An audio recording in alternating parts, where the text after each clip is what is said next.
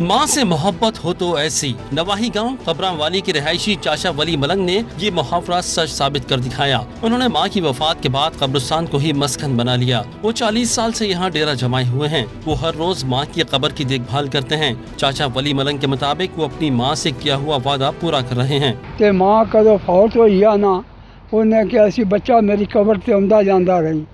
मैं आखिया अम्मी रहना ही तेरे कदमां च। माँ दे सदके सारा कब्रिस्तान रोशन कर दिता।